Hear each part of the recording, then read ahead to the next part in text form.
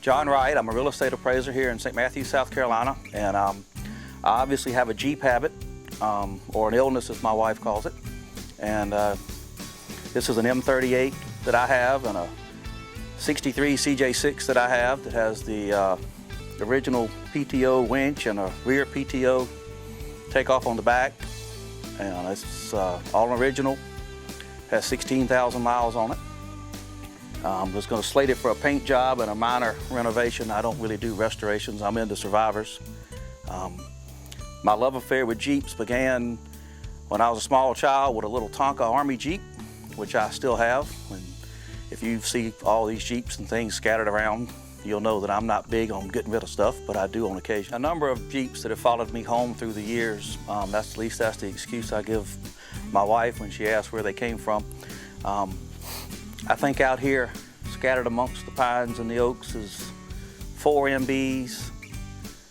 There's probably 5 or 6 CJ2s and CJ3s. There's a CJ3B. There's this CJ6 and another CJ6. There's 4 M38A1s.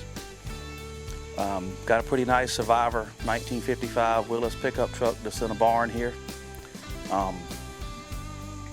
Probably 6 or 7 Grand Wagoneers, some full-size Cherokees, a few J trucks, Comanche, Cherokees, Scramblers.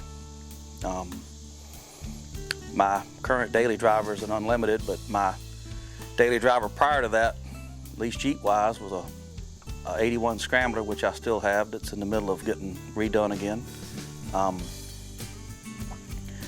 I started collecting Jeeps thinking I would buy several and put them together and make a good one, and then it kind of exploded into trying to save them all from the scrap ban when the salvage prices went so high, and it just offends me to think that they're getting crushed when there's so much history behind them, and every Jeep has a story, and it's fun to find that story out. You start tracking back the owners and asking them, and you know, they'll tell you all the fun they had with it. I mean, I've got one that was in the same family from when it was a year and a half old, and the children that sold it to me, it belonged to their grandfather, and they had used it on the farm.